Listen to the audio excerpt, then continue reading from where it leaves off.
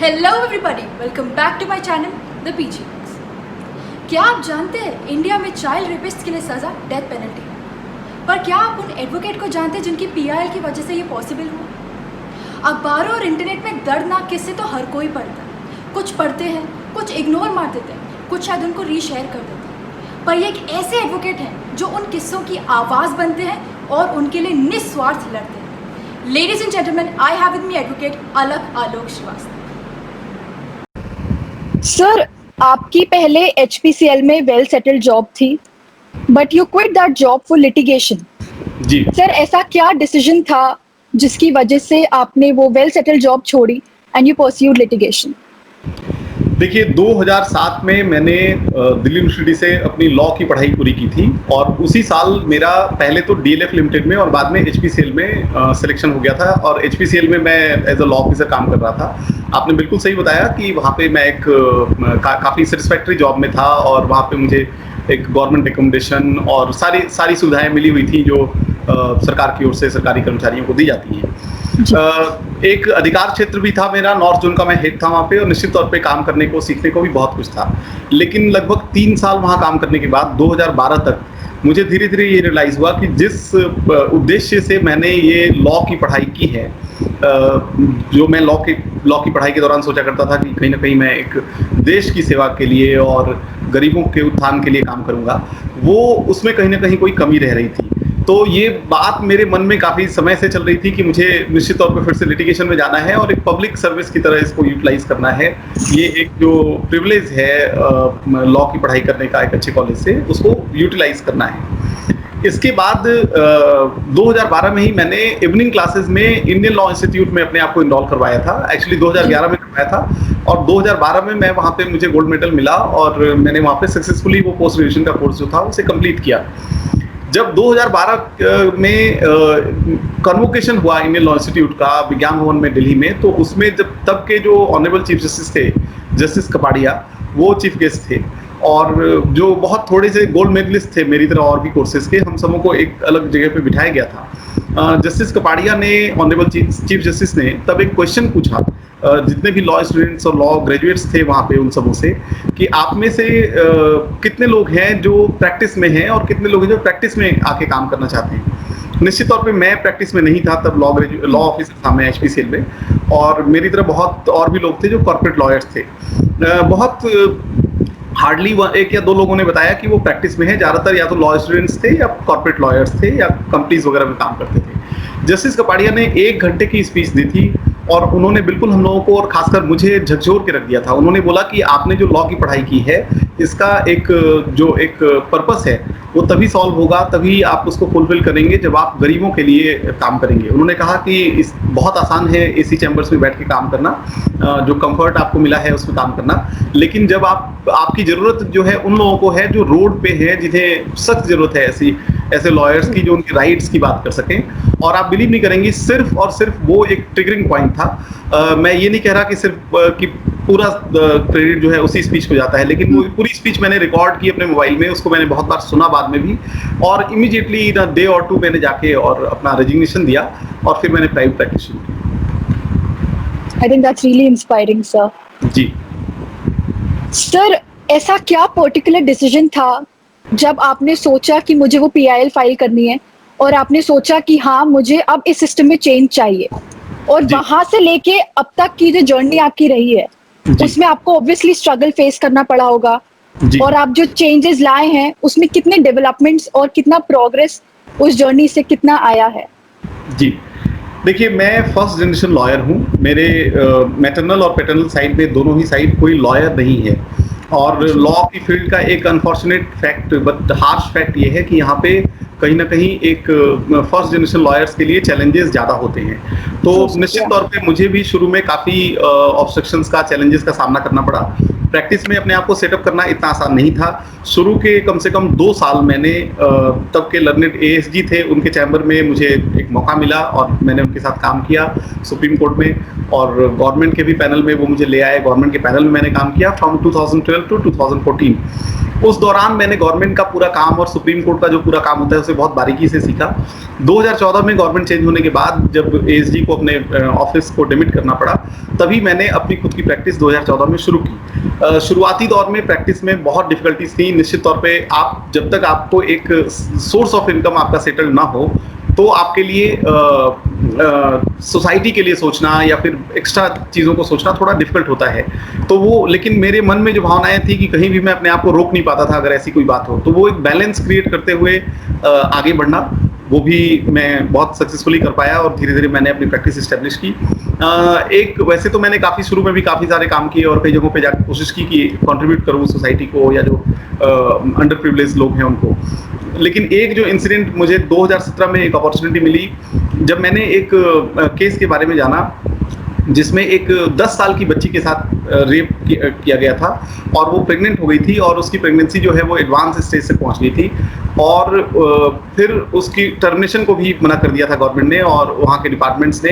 चंडीगढ़ का ये केस था और कहीं ना कहीं उसके पेरेंट्स काफ़ी पुअर थे और बहुत उन्हें डिफिकल्टीज का सामना करना पड़ रहा था। तो मैंने सबसे पहली जो एक रिमार्केबल PIL जो मैं कह सकता हूँ वो फाइल करी थी, तभी करी थी जब मैंने उस बच्ची के केस को सुप्रीम कोर्ट के सामने रखा था और मेरे नेबर से न तो सिर्फ इमीडिएटली उस बच्ची का पूरा ट्रीटमेंट PGI चंडीगढ़ में करवाया गया, बल्कि साथ ही साथ प्रॉपर जो एक फाइनेंशियल और सोशल और लीगल सपोर्ट जो मिलना चाहिए, क्योंकि सुप्रीम कोर्ट ने कॉग्निजेंस ले लिया था, तो वो उसे कंसिस्टेंटली मिलना शुरू हुआ। इसके बाद पूरे हिंदुस्तान में तब एबॉर्शन लॉज पे और जो रेप विक्टिम्स हैं उनके राइट टू अबॉर्ट पे काफ़ी डिबेट्स हुई, काफ़ी अमेंडमेंट्स भी हुए और सुप्रीम कोर्ट ने भी काफ़ी सारी बातें उस पर बोली और अल्टीमेटली उसमें काफ़ी पॉजिटिव चेंजेस आए। ऑल्दो उस बच्ची का जो न्यूली बॉर्न बेबी था वो हुआ, क्योंकि जब तक PGI चंडीगढ़ ने जांच वगैरह की तब तक ये मामला काफ़ी एडवांस स्टेज तक जा चुका था। तो उसके बाद लेकिन उस बच्ची को भी मेरे प्रयासों से बाद में महाराष्ट्र के एक कपल ने अडॉप्ट किया और कहीं ना कहीं दोनों न्यूली बॉर्न को भी और जो विक्टिम थी उन दोनों को ही कहीं ना कहीं एक सपोर्ट दिलाने की मेरी कोशिश जो है वो सफल हुई। ऐसे ही बीच बीच में मैं काफ़ी चीज़ें करता रहा। जो दूसरी रिमार्केबल PIL मैंने करी, वो जो अभी आपने जिसकी बात की, वो थी जिसमें कि बाद में छोटे बच्चों के साथ दुष्कर्म के मामलों में फांसी की सजा का प्रावधान हो, ऐसा कानून बना और काफ़ी सारी गाइडलाइंस भी आई। इसकी कहानी ये है कि 2018 की बात है, लगभग मेरे ख्याल शुरू के ही महीनों की बात है और मैंने भी, जैसे हिंदुस्तान के बाकी लोगों ने भी उस दिन वो अखबार में वो खबर पढ़ी होगी, मैंने भी वो खबर पढ़ी जिसमें मात्र 10-11 महीने की बच्ची के साथ बहुत ही क्रूर तरीके से रेप किया गया था और उसकी हालत बहुत क्रिटिकल हो गई थी। और मैंने वो न्यूज़पेपर में वो बात पढ़ी सुबह और मैं बिल्कुल शॉक्ड हो गया, क्योंकि मुझे बिलीव ही नहीं हो रहा था कि इतनी छोटी बच्ची, मतलब आप कल्पना भी नहीं कर सकते कि इतनी छोटी बच्ची के साथ हुई है। तो मैं इतना ज़्यादा उससे आहत हुआ, लेकिन मुझे ये लगा कि एज अ वकील, एज अ लॉयर, अगर मुझे एक अपॉर्चुनिटी है कि मैं इस मामले में न्याय दिलाने की कोशिश कर सकूं, तो निश्चित तौर पे मुझे इसमें आगे आना चाहिए। मैंने उस दिन के अपने सारे कोर्ट केसेस जो है वो कैंसिल किए। मैंने अपने ऑफिस में ही बैठ के पूरे टाइम कंटिन्यूसली बैठ के पिटीशन ड्राफ्ट करी।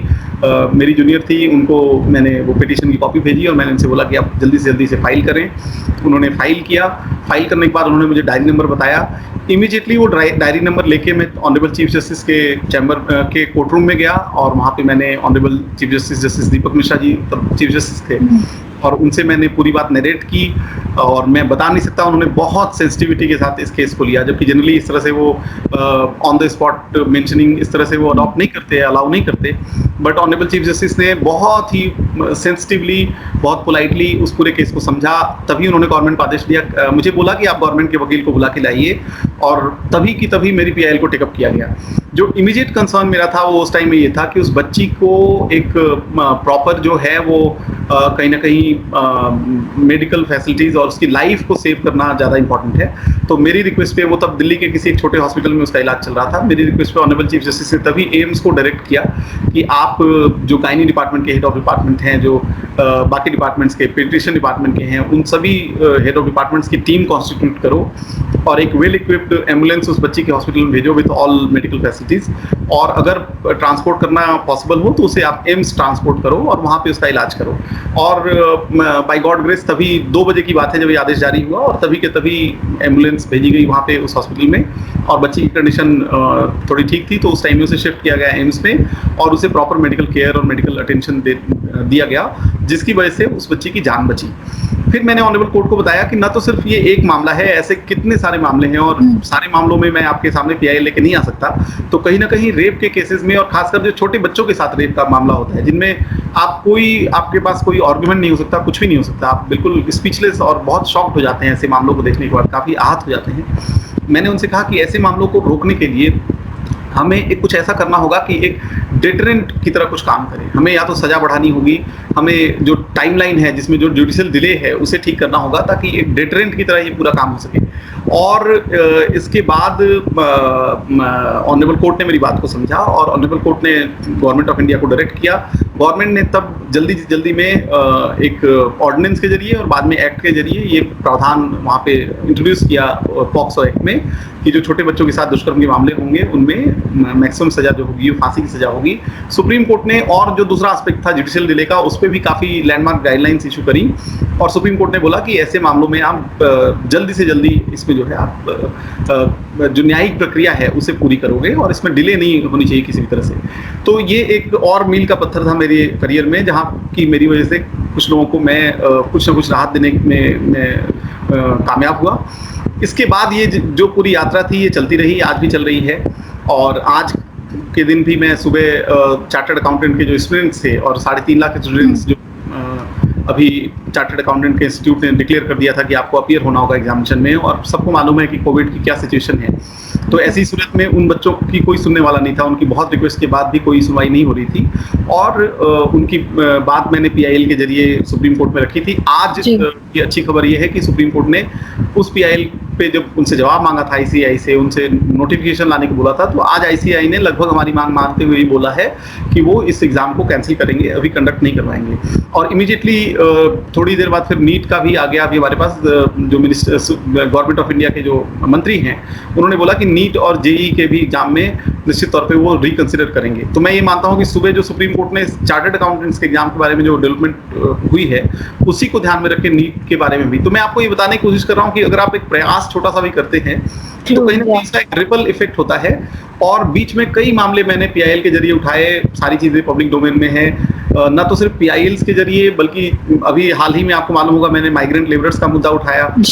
वो एक हेल्पलेस ग्रुप था जो कोई उनकी सुध लेने वाला नहीं था और कई लोगों की जान भी गई थी। बहुत मशक्कत के बाद अल्टीमेटली ऑनरेबल कोर्ट ने और गवर्नमेंट ने उनकी सुविधाओं का ध्यान रखते हुए और उनके भले कंडीशंस का ध्यान रखते हुए उनके लिए काफ़ी सारी चीज़ें करने का ऐलान किया।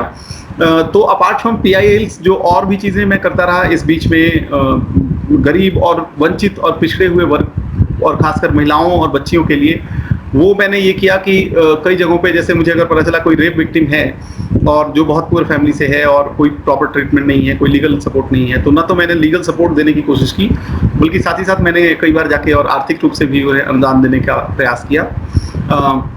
अभी हाल में ही नोएडा में एक बच्ची को नौकरी देने के बहाने उसके साथ रेप किया गया था। जी। मैं खुद अपनी टीम के साथ उस हॉस्पिटल में गया और वहाँ पे जाके मैंने इमीडिएटली अपने अकाउंट से उसे कुछ पैसे दिए, वहाँ के सीएमओ से बात करी और कहीं ना कहीं उस बच्ची के रिहेबिलिटेशन की बात जो है वो मैंने उसमें की। या फिर जैसे मैं आपको दूसरे टाइप का एग्जांपल देना चाहूँगा कि अगर एक सैनिक थे देहरादून के पास के रहने वाले, हरावाला नाम की जगह है, और उन्होंने देश के लिए एक सर्वोच्च बलिदान दिया था और उनकी बेटी की फोटो मैंने देखी सोशल मीडिया में जो काफ़ी छोटी बच्ची थी।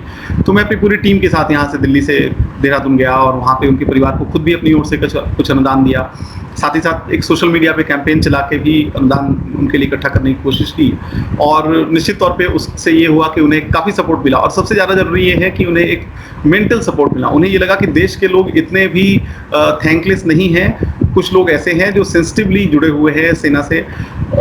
कुछ तो इस तरह के मुद्दे हैं, कुछ ऐसे मुद्दे हैं जैसे कि चाहे वो पालघर में हिंदू साधुओं की हत्या का मामला हो, दिल्ली चांदनी चौक मंदिर पे अटैक का मामला हो, या आप अगर और एक डायमेंशन देखना चाहें तो जो दिल्ली में पॉल्यूशन था उसका मामला हो, डॉक्टर्स की पिटाई का मामला हो, निर्भया के जो अपराधी थे उनको जल्दी से जल्दी फांसी हो, निर्भया की माता जी के साथ मिलके उस पर काम करने का मामला हो, जो पाकिस्तान से आए हुए हिंदू शरणार्थी हैं जो दिल्ली में कैंप्स में रहते हैं उनके पास जाके उनको राहत कुछ और चीज़ें बांटने का, उनके साथ कुछ समय बिताने का मामला हो। तो इस तरह के कई मामले हैं जिनको मैं करने में मैं यही बोलूँगा कि मैंने अपनी ओर से कुछ नहीं किया, मुझे भगवान ने और मेरे इस प्रोफेशन ने जिस प्रोफेशन की मैं बहुत ज़्यादा रिस्पेक्ट करता हूँ। ये बहुत ही अविश्वसनीय प्रोफेशन है और बहुत ही अच्छा उम्दा प्रोफेशन है, लिटिगेशन जो लॉ प्रैक्टिस का प्रोफेशन है। इसने मुझे वो अवसर दिए। मैं एक अत्यंत सामान्य व्यक्ति हूँ, मैं बिल्कुल ही सामान्य व्यक्ति हूँ, हर किसी की तरह मैं भी एकदम सामान्य व्यक्ति हूँ, लेकिन ये इस प्रोफेशन का कमाल है कि इसने मुझे इतने सारे अवसर दिए हैं जिनकी कोई अभी गिनती नहीं की जा सकती। और मेरा ये प्रयास लगातार जारी है। अभी जो नेक्स्ट प्रोजेक्ट मैंने लिया है, जिसमें मैंने कल पिटीशन फाइल करी है, उसमें एक देश के एक काफ़ी नामी गिरामी PSU की एक बच्ची, एक महिला अधिकारी को उसके ही सहकर्मियों ने सेक्सुअली हरास किया, इतना ज़्यादा हरास किया कि उन्होंने फिर सुसाइड कमिट कर लिया। तो उनकी माताजी के बिहाफ पे मैंने CBI इंक्वायरी वगैरह के लिए, क्योंकि पिछले 9-10 महीनों से कोई इंक्वायरी और कोई इन्वेस्टिगेशन में प्रोग्रेस नहीं है और अभियुक्त जो हैं उनके खिलाफ कोई कार्रवाई नहीं की जा रही है। जब ये मामला मेरे पास आया तो न तो सिर्फ मुझे उन माताजी को न्याय दिलवाने की कोशिश करनी थी, बल्कि मुझे ये प्रयास भी करना था कि जो अभियुक्त हैं या जो उनकी तरह और लोग हैं, उनका मनोबल बढ़ता है। अगर आप अपराधियों को सजा नहीं दिलवा पाते हो जल्दी से जल्दी और कड़ी सजा नहीं दिलवा पाते हो, तो उनको और अपराध करने का कहीं ना कहीं उनका मनोबल बढ़ता है।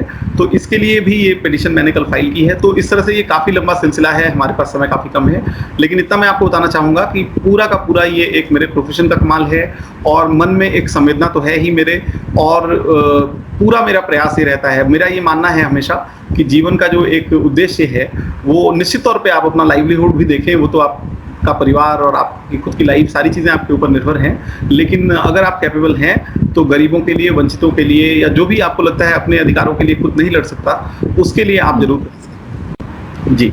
तो बहुत अच्छी बात की आपने। हम लोग हर कोई इंसिडेंट्स को पढ़ता है, लेकिन हर कोई नहीं सोचता कि हम उस पर कुछ एक्शन लें, and you were one of those जिन्होंने लिया। That's really inspiring sir. Sir, हमारे देश में चाइल्ड रेप के लिए लॉज हैं, फीमेल रेप के लिए लॉज हैं, अब और बन रहे हैं, बट सर अगर स्पेसिफिकली हम मैरिटल रेप की बात करें तो उसमें अकॉर्डिंग टू सेक्शन 375 एक्सेप्शन 2 सिर्फ 18 उम्र से जो नीचे की लड़कियां हैं उनके लिए प्रोटेक्शन है, और जो उनसे ऊपर है उनके लिए नहीं है। और सर मेल रेप्स भी होते हैं, उनके लिए भी कोई प्रोटेक्शन नहीं है। आप इस बारे में क्या कहना चाहेंगे सर? देखिए, निश्चित तौर पे ये काफ़ी सेंसिटिव मामला है जो मैरिटल रेप का मामला है, या फिर रेप में जेंडर को नहीं देखना चाहिए। छोटे बच्चों के मामलों में तो अब गवर्नमेंट ने भी अमेंडमेंट कर लिया। मेरी जजमेंट जो आई थी मेरी PIL में, उसमें भी ये बात बोली थी कि आप जेंडर नहीं देखोगे छोटे बच्चों के मामले में। आप निश्चित तौर पे मेल हो या फीमेल हो, अगर उसके साथ सेक्सुअल एट्रोसिटी होती है तो आप उसके खिलाफ एक्शन लोगे। मेजर जो है एडल्ट हैं उनके, चाहे वो मेल हो या फीमेल हो, उनमें अभी ऐसे मामले काफ़ी कम हैं, मैं आपसे ऑनेस्टली बताऊं, जो रिपोर्ट होते हों। और इसलिए गवर्नमेंट को भी या लॉ कमीशन को भी लॉ में चेंज करने का अभी कोई ग्राउंड नहीं मिला। जहाँ तक मैरिटल रेप है, इसको लेके सुप्रीम कोर्ट में काफ़ी डिस्कशंस हुई हैं। अभी पीछे कुछ दिनों पहले एक याचिका भी आई थी जिसमें इस बारे में काफ़ी चर्चा हुई है, और अभी ऑल्दो सुप्रीम कोर्ट की ओर से कोई क्लियर केस नहीं बन पाया है। लेकिन मैं आपको ऑनेस्टली बताऊं, मैरिटल रेप एक क्रिमिनल ऑफेंस तो है ही। मैरिटल रेप में भी अगर अननेचुरल रिलेशन बनाने की कोशिश है, वो अपने आप में एक सेपरेट ऑफेंस है, लेकिन क्रूएलिटी में ये हमेशा फॉल करता है। और अगर जैसे हम हिंदू मैरिज एक्ट की बात करें, जो एक मॉडल मैरिज एक्ट है और जिसे स्पेशल मैरिज एक्ट और बाकी एक्ट्स में भी रेप्लिकेट किया गया है, ऐसी सूरत में अगर मैरिटल रेप जैसी चीज़ होती है तो भले ही वो क्राइम में अभी डिफाइन ना हो पाया हो, लेकिन हिंदू मैरिज एक्ट उसे, या बाकी कुछ मैरिज एक्ट में भी उसे एक डिवोर्स का और जुडिशियल सेपरेशन का अलग होने का एक ग्राउंड बताया गया है, और कहीं ना कहीं वो मेंटल क्रूएल्टी में स्क्वायरली फॉल करता है। तो निश्चित तौर पे लॉ क्राइम की तरह उसे ट्रीट करने को अभी इवॉल्व हो रहा है। बहुत सारी चीज़ें हमारी सोसाइटी में, हमारे एक जो हमारा पूरा एक सिस्टम है हमारे देश का, और एक पुराने टाइम से चला हुआ जो सिस्टम है, उसमें चेंजेस धीरे धीरे ही आएंगे। लेकिन मैं बिल्कुल आपसे सहमत हूँ कि निश्चित तौर पे मैरिटल रेप या रेप अगेंस्ट मेल अगर हो तो उसे भी एक क्लासिफाइड ऑफेंस बनाना चाहिए। बिल्कुल जी सर, आखिरी क्वेश्चन मेरा आपसे होगा। Sir, youth is the future of the nation. Sir, आपने इतनी कम उम्र में आपने हर इंसिडेंट जो आपके सामने आया उसके लिए कुछ ना कुछ करने का सोचा और आपने किया। जी सर, आप उस यूथ को क्या कहना चाहेंगे जो कर सकता है अपने अपने तरीकों से, जिनको और ज्यादा सोशली अवेयर होने की जरूरत है? आप उस यूथ को क्या कहना चाहेंगे? देखिए, जैसे आग को और पहिए को मानव सभ्यता के सबसे बड़े आविष्कारों में माना रखा गया है, वैसे ही एक उससे भी बड़ा एक आविष्कार जो एक पूरा एक रिवॉल्यूशन हुआ है हम लोगों के सामने, हमारे इस जनरेशन के सामने, वो है इंटरनेट। और इंटरनेट अपने आप में बहुत बड़ा रिवॉल्यूशन है, जिसे मैं और आप शायद अभी रियलाइज ना कर सके, लेकिन बाद में जब मैनकाइंड की हिस्ट्री देखी जाएगी तो उसमें इंटरनेट को काफ़ी इंपॉर्टेंस देके बात उसकी की जाएगी। इंटरनेट एक मैजिक की तरह है और हर फील्ड, आज मैं और आप भी इंटरनेट के जरिए ही बात कर रहे हैं। आज सुबह मैंने अगर सुप्रीम कोर्ट में बहस की तो वो भी इंटरनेट के जरिए की। इंटरनेट एक बहुत एम्पावरिंग और बहुत ही सशक्त एक टूल है जो हमारे आज की जनरेशन और यूथ के पास अवेलेबल है। तो सबसे पहले तो इसका सदुपयोग करना, इसका दुरुपयोग ना हो। आप इसके ऊपर पॉर्न ना देखें, आप इसके ऊपर गलत चीज़ें, आप इसमें अपना टाइम डिस्ट्रॉय ना करें, आप कोई भी नेगेटिविटी से बचें, चाहे वो कम्युनल नेगेटिविटी हो, एंटी नेशनल नेगेटिविटी हो, एंटी वुमेन नेगेटिविटी हो, कोई भी चीज़ हो उससे आप बचें। तो इसके कंस्ट्रक्टिव यूसेस काफ़ी ज़्यादा हो सकते हैं। एक तो आप अपने विचार को काफ़ी ज़्यादा अच्छे से फैला सकते हैं और आप अपने जैसे विचारधारा के लोगों के साथ जुड़ भी सकते हैं। तो मेरा यूथ को ये सिर्फ कहना है कि आप इंटरनेट को सदुपयोग उसका करें, इंटरनेट का एक बेस्ट पॉसिबल जो ऑप्टिमम यूटिलाइजेशन हो सकता है वो करें।